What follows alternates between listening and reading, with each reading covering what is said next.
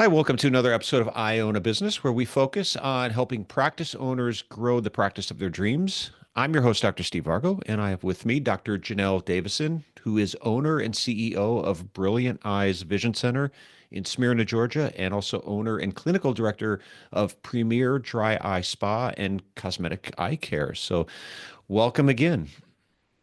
Hey, thank you. Thanks for having me. Dr. Davison, you are now officially, I believe, the most interviewed person on the I Own a Business podcast. So you're practically a co-host.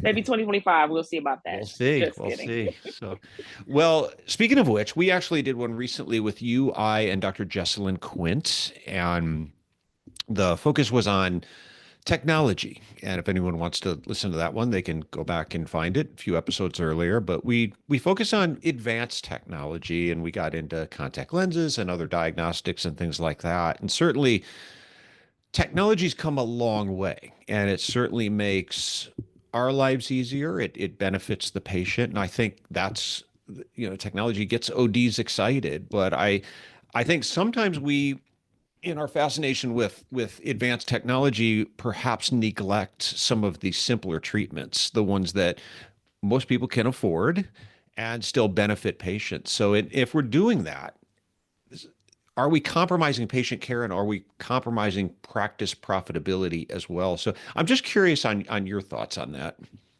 Well, first, I want to say I'm glad to be here. And technology is important. I love technology. I love innovation, but simple and traditional always works as well. So those are your workhorses. Sometimes you don't need to reinvent the wheel. So no, I don't think it compromises anything. I think it's a great springboard. I think it's a good adjunct. I use a lot of your traditional options, which we'll probably get into a little bit more in depth in this podcast today, coupled with technology. Technology helps to make things more efficient, but it doesn't necessarily mean that you throw by the wayside everything that's worked over decades and decades, right? And so I think if you can figure out how to make both of them synergistically work together, then that's when you kind of take your practice to the next level, right? A practice that only has innovation and doesn't take into account some of those traditional things, those more things that we know that are tried and true.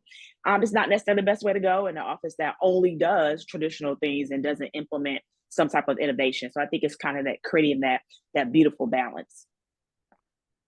You have a strong dry eye brand. It's a big part of what you do. It's a big part of your brand. You write and speak on that topic. Perhaps a good place to start this conversation is just for someone looking to get started in dry eye. What would you consider some of the more basic treatments that they would need to be able to adequately serve their patients?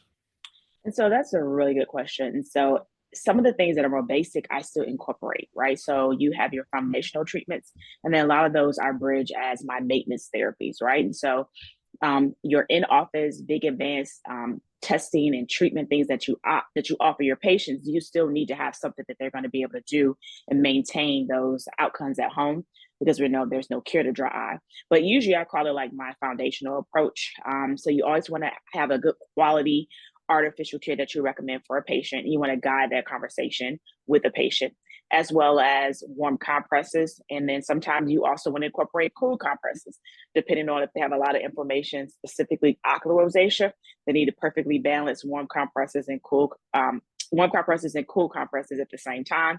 And then nutraceuticals. So those are like my three basic things that are always talked about as a preventative measure. Also for your foundation, for my patients that may be on the milder end, that may be more episodic or as symptoms.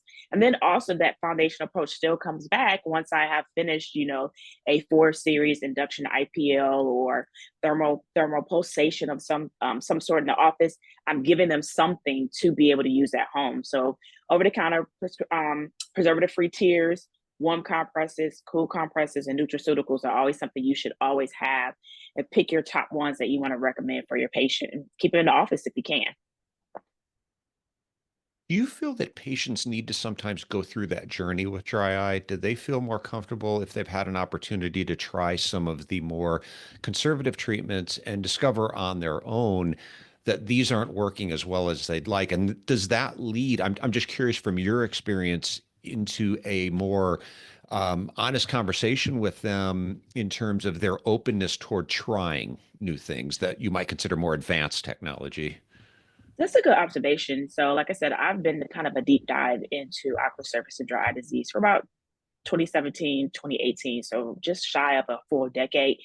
I've learned personally, and then probably if you do some probing questions, that most of your patients have already tried something over the counter, right?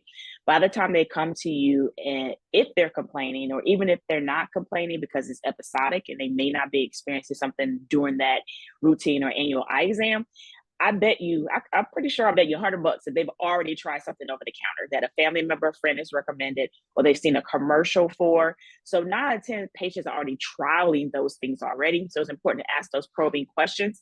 Because number one, if you need to prescribe a prescription medication for a patient, I wish it was a perfect world, but a lot of times it's something that's built to their insurance plan and they do require some of those step therapies. But most of your patients have already tried some over the counter drop, some that we would probably recommend, and some that we would say, oh my God, don't ever pick that drop up again. So you do need to ask your patients. One question I'll say is if they mention that they have these symptoms, or I'll list and say, have you ever experienced any watering, burning, or redness of your eyes? And if they say yes or no to either one, I say, what do you do to make that better? What do you do to make that go away? And then they'll be honest. They'll say, well, I really don't do anything. I just blink a couple of times or I rub my eyes. And you can open a conversation for that. Or they'll tell you, I'll use some drops. And then I'll say, what drops are you using? Who told you to use those drops? And so those are some probing questions. That way I'm able to get that information. But most of my patients have already tried something over the counter that a family member, a friend, or a Facebook group, Facebook groups are like my nemesis, that they've got some kind of recommendation from. How open have you found patients to be about recommendations on eye drops? Because obviously it's the Wild West when we walk into there's a full aisle devoted to eye drops and nobody knows what they're doing in there.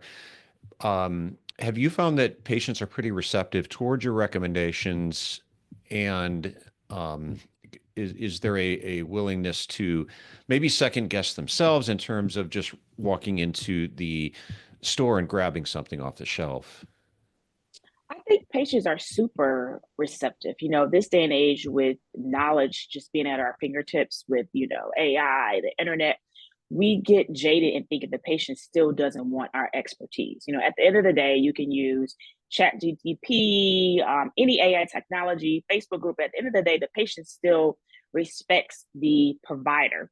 There's been some studies that about 80% of patients expect the provider, eye care provider, to provide innovation, give them information on innovation. They expect the provider to be the one that leads the conversation. And so they are very receptive, especially if you explain it to them that it is the Wild Wild West and every artificial tear over the counter is not created equal.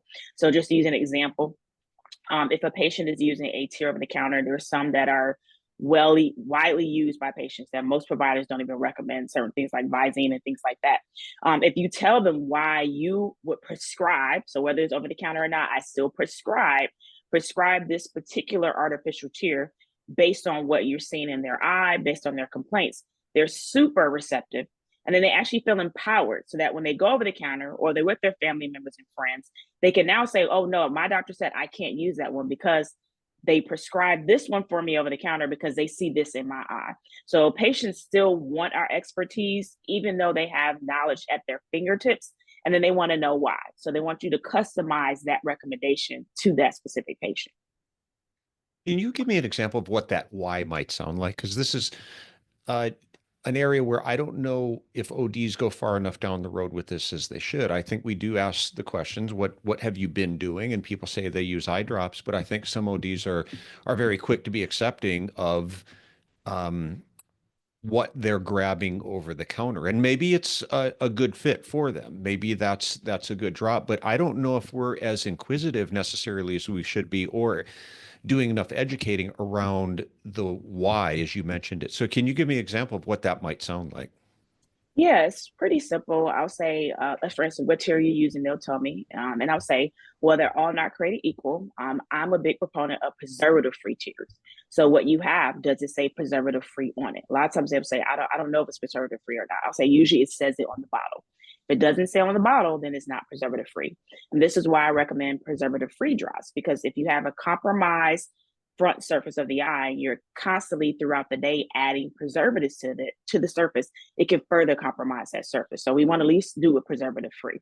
And then I'll dive deeper too, depending on if you have a watery eyes or if you're not producing enough tears. Then I'll say you want a tear that's more water based versus more oil based. So I give real snippets of really low level science of why they should be using it, so they could take those talking points really quickly back home and feel confident when they see hundreds of drops in the drugstore. They know I need to go preservative free, so that's already going to narrow down their options. I need one that's more oil based. And then what I like to do is I like to partner with my manufacturers, with representatives. If they have coupons, if I have samples, I like to give them. I'll say, hey, I have a coupon or I have a sample that I'm going to give you, so that way you can get started and you'll pick the right one over the counter. I do a lot of technology in the office. So I have electronic health records. We have two-way texting. We're right on the internet. So I'll say, hey, I'm going to go right here. I'm going to send you the link and I'm going to text it to you while I'm sitting in the exam room, what I want you to get over the counter. So I really guide that conversation. But just to know, I'm not spending hours in the exam room, right? This is 30 seconds. A lot of times while I'm doing an assessment and plan, while I'm going over thing, I have my laptop and I'm texting them as needed. When I page my assistant to come get the patient and take them out to the optical, I'll say, I recommend this particular tier, give them a sample, give them a coupon, because we've already discussed it. So I'm guiding the conversation, but I'm not spending 45, 50 minutes in the exam room. It's 30 seconds. And so the why comes from the slit lamp. You're in the exam room, it comes from the history, it comes from the slit lamp. And then you guide if you want a more water-based tier, more oil-based tier, but it should always be preservative-free, is what I think, being really in tune to the ocular surface.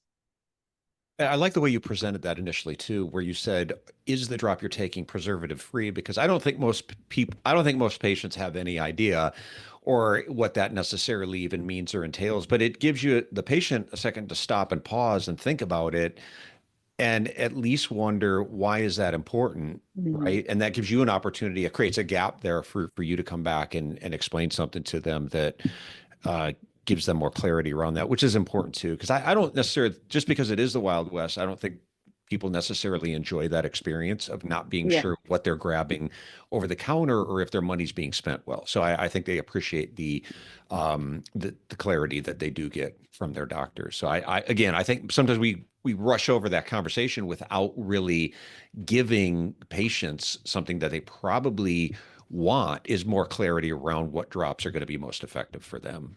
I definitely think that's true. And they'll tell you, they'll say, oh, thank you so much. I never knew that.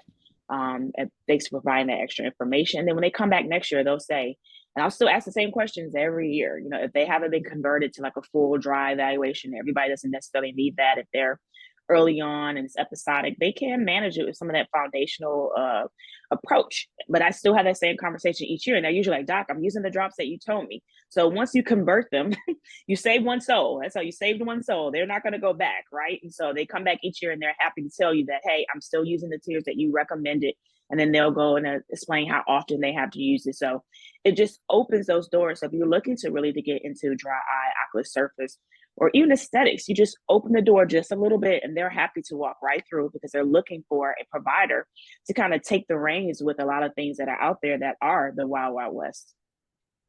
So you've got them in the drop that you want them in, but what about compliance? Because that's a common problem too, especially with re-wetting drops. It's non-prescription, making sure that people are taking them on the, prescribed regimen that you want them to take them on. What things do you do to promote compliance with something as That simple as is re-wetting a drops? great question. So a couple of things that I do, one, I tell them I prescribe. So like I always tell the providers, my peers, you're prescribing, whether it's over the counter or it's prescription that you need to take behind the counter to the pharmacy. Either way, it's being prescribed.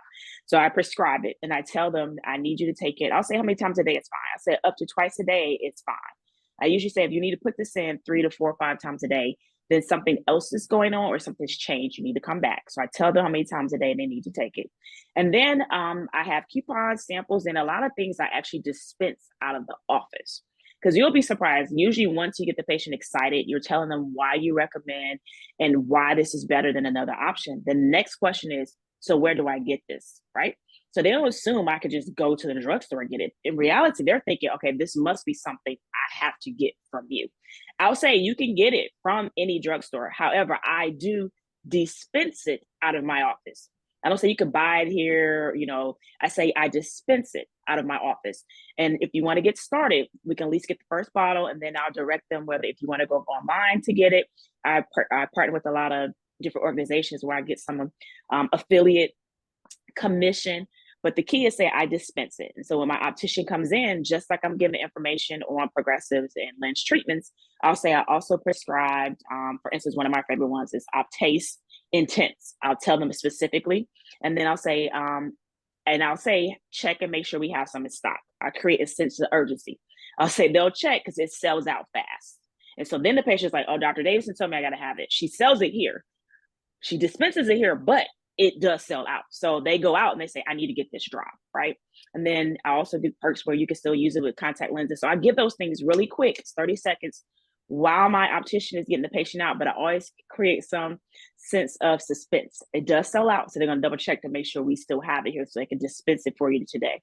So that helps the patient know that, okay, with my glasses or my contact lenses, I do need to get this drop today.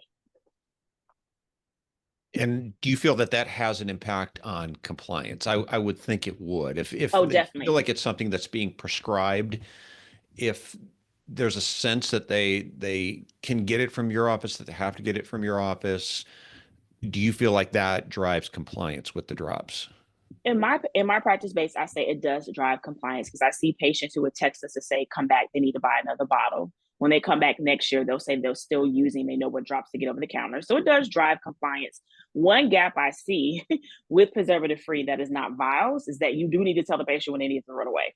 Because some patients just say, I got the drop. And if they don't use it every day, it's like, you need to throw this away in a certain time frame. You can't keep it because there is no preservatives in it. So even if you don't use it every single day, once it's open, that's one gap I've noticed that you do need to educate them on how often you throw it away. But in our practice base, I think if you explain why they need it, if you customize it to that patient, then they're already feeling like you're telling me something that's for me. You're not just saying a blanket. So if you say, just go over the counter and get some artificial tears, how does that make me want to be compliant? One, I don't feel like I have a serious issue because you just told me to go get some random tears. You didn't even tell me what kind of tears to get. You didn't tell me how long I need to take them. And then you didn't even tell me over the counter where, right? So yeah, I'm more than likely going to think it's not that serious and I'm not going to be compliant. Versus my method, if I tell you what you need to get, why you need to get it, I say I'm going to dispense it in my office. And then I also tell my optician right in front of you that this is what I recommend. Then compliance is driven up. No different if I'm selling progressive lenses. I'm not going to say, yeah, just go over the counter and find some bifocals, find some progressives. You're not going to tell a patient that. You're going to specifically tell them if you need a premium progressive, what treatments you need to add. And you're going to do that in front of your optician. So it's no different than if you do anything else in the office. Now you're just making that continuity of care, increasing those outcomes because things are readily available if you're able to in your office. It's a much enhanced approach. So I want to review a couple things that you said because I think some doctors may look at this as a commodity where I'm just selling drops. It's drops you can get over the counter, but maybe I'll sell them because I have a rep that said I can make a few extra bucks doing it. But they know they're going to get pushback from patients who say, "Can I just get these over the counter?" Where you're highlighting a few different things that I've jotted down. One is you're making it clear on the what. What is this drop? And giving people the clarity because again, as we've talked about, it's the Wild West and these, aisles at the store are just filled with drops. So you're providing clarity with the what, the why, making sure that they understand why you're prescribing this, offering them a clear path to purchase. Again, we as consumers, we really don't like uncertainty. It's not comfortable for us. So even though we can grab it, there's multitudes of options at the grocery store. I don't think it's a comfortable position to be in where we don't really know what we should be grabbing. So you offer a very clear path to purchase from your office and also backing it up with your recommendation, which you reiterate in front of another staff member. So you're making a pretty strong case, which leads into my next point. I think you offset some of the reluctance around selling when you take that Mm. approach, because I think that some doctors get hung up on the consumer aspect of it and like, well, I don't know if I want to be selling these drops. They're uncomfortable with the idea of selling, but your approach is more diagnostic in nature. Would that be correct? Yes, I think, we're doctors. So no matter what I do, I am offering a solution. I'm prescribing a solution to you. And so I think if we just understand our position in the hierarchy of healthcare, you've gone to school, you spent this time, you have all this knowledge. You're never just selling anything, you're always prescribing a solution to that patient that came into your office with a problem. So I think if you approach it to that, I am a healthcare provider, I'm a doctor, I'm an optometrist, and these patients come here to for me to protect, preserve their vision, and this is how I'm doing it, right? And so if you start off with prescribing, I'm prescribing this to you, and then if you say if you want to dispense it or sell it, so don't say sell, dispense it. I dispense it out of my office. Or even if you don't dispense it, you can say I don't dispense it here. You could just write it on your prescription pad and say, hey, I want you to go over the counter, and you still write 2 times a day, both eyes, and then say, hey, if this doesn't work, or if you notice you need to use it more, then come back. You have not sold, you technically sold, but you didn't sell, right? You prescribed a solution. You use your what you pay to get your license renewed every other year or every year, all those CE classes that you take. You are a doctor. And so everything that you offer in this office, in the office that you're in, you are prescribing something to improve the life of your patient. And in our case, their vision. I want to put a spotlight on one of the brands that you talked about a little bit earlier, Optase. And I'd like to talk about how you recommend and what you recommend. And I know that's one of the brands that you do recommend in your office. How does that brand stand out amongst others? And also, I'm curious, is that something you do sell in the office, and is it something you keep in stock? Is it something that people can order online? Is it a subscription? What is the process for the patients getting Uptaste drops? Yes, that's a loaded question. I have been using Optase drops in my office, I think when they first came to the US. So like 2016, 2017. I remember the rep came in and I already had some in the office. He's like, how did you get this? And so I've been prescribing it since 2016, 2017, 2018. When is it? I can't remember, but it'd be right when they first hit the US market. What I like about it is they have a wide portfolio of options for your patient. So, like I said, I mentioned the water based or the aqueous deficient option for the patient. They recently had the Uptaste MGD. So we know 85 to 90% of dry eye disease is evaporative in nature, that is stemming from meibomian gland dysfunction. They recently released the one that is allergy based, so like an allergy desensitizing drop, which is big here in Georgia. All of their drops are preservative free. And then in addition, when I tell my patients that all over the counter preservative free tiers aren't created the same. So first, all tiers aren't the same, and not necessarily all preservative free tiers are the same. Most of the active ingredients across the board are going to be fairly similar with most brands and included in the Optase portfolio, but it's the inactive ingredients. And so what really drew me to the first one that I offered to start selling in the office is Optase Intense. One that was preservative free, so that way you can use it with contact lenses in or out. But the inactive ingredients that really drew me to that one was the hyaluronate. And so we know that's an active conditioning agent. And so it does have some properties where it helps to restore that tear film, keep it more stable. And then I like the fact that my patients didn't have to think about, is this something that I can use when my contacts are in my eye versus not? So that was one of the first things that I brought into my office, and I stocked it. And I always start with just, 24, right? I don't go crazy because I want to see how receptive patients are to going out to purchase. And so once I got it in, before I would know it, the staff would come back and say, hey, Dr. Davison, you need more, Optase in the office, because I would make that strong recommendation in the office and the patient in the exam room, and they would go out and purchase. And so it's something that I always keep in the office. I don't keep hundreds of bottles. I have enough that I keep where those people that are really want to purchase in office, one, because you've got them excited, so they want to go out there and purchase. And then you have a lot of patients that want to support small business. And so they're eager to purchase it from you versus to going to some of your big box retailers to be able to purchase the content, the drops. And so I keep Optase Intense, I keep Optase MGD, then I also keep Optase Allegra in my primary office. And then I have those three plus the nighttime gel, the Hylo Night, in my specialty center, which is Visionary Dry Institute. So they have, once you get into using Optase, you don't have to think about, well, What do I need to add for this? Do I need to get another company for this? They really have a wide portfolio for you to be able to offer every option for your patients that are having some early dry eye symptoms to all the way to moderate to severe. There is an option for them. They work well as a standalone. And then in my more advanced dry eye center, like I said, I use them as maintenance therapies and adjunct therapies, some in-office treatments that we do. And at the end of the day, patients just want to feel better, right? They just want resolution of Exactly. their symptoms. It's not that complicated. And I would think a great way to build trust is by prescribing something that actually works. Because how many patients come in and they've tried drops and it's just not working. They're uncomfortable. They still can't wear their contacts. One of the top reasons people drop out of contacts is for discomfort.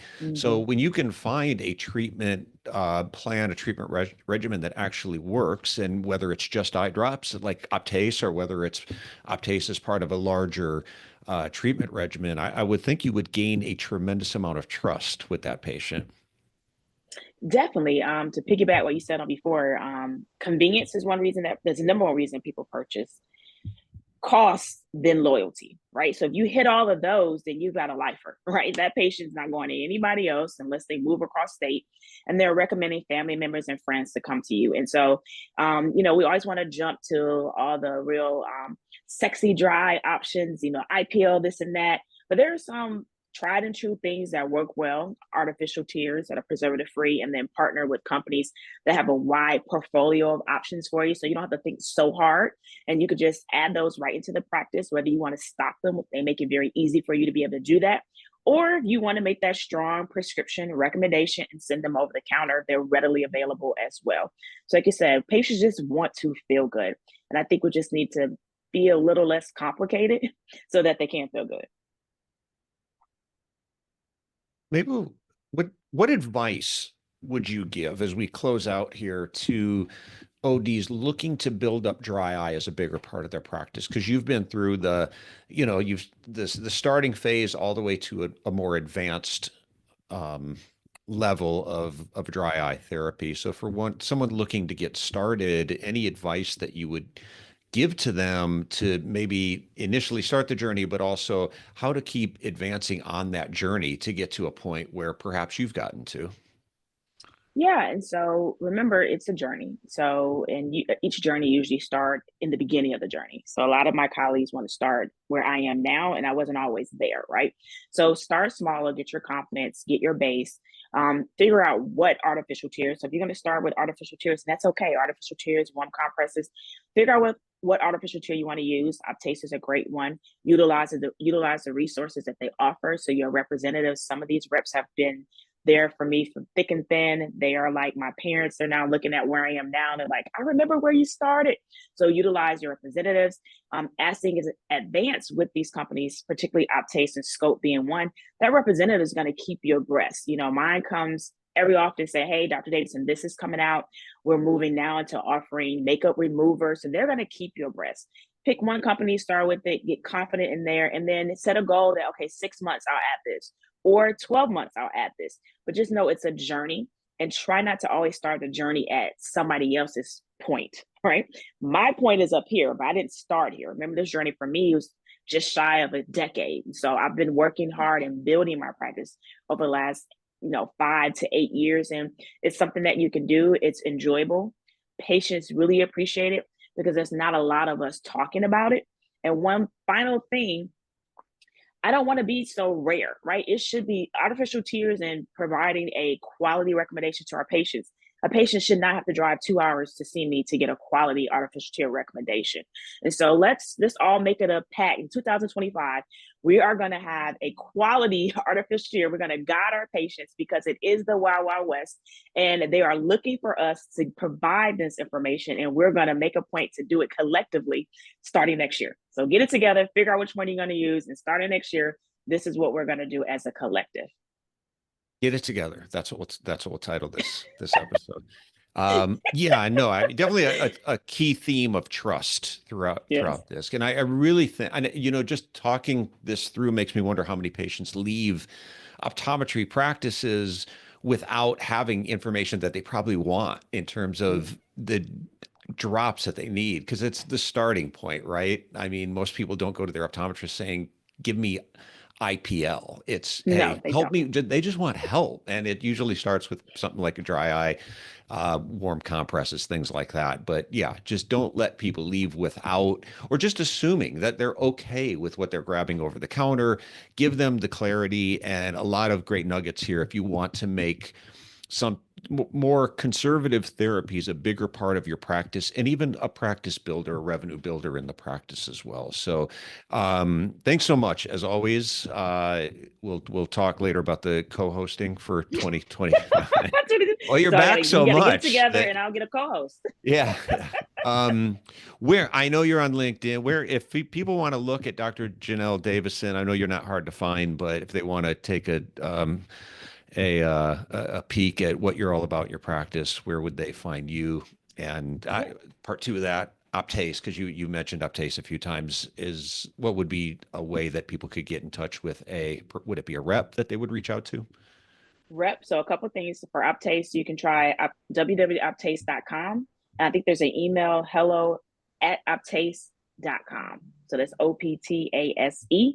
And I'm on LinkedIn, Instagram, and Facebook. My handle is at Dr. Janelle OD. Well, thank you at Dr. Janelle OD so much. Always a pleasure to have you on the podcast. Always enjoy your contributions, and definitely look Dr. Davison up online, and she's a wealth of information. So I appreciate you All right. returning. Thank you. All right. Thanks so much, Janelle. All right. Bye. Thanks. And if you'd like more information about iDoc and how we work with practices to grow their practice, you can find out more at idoc.net. So thanks to Janelle, and thanks for listening.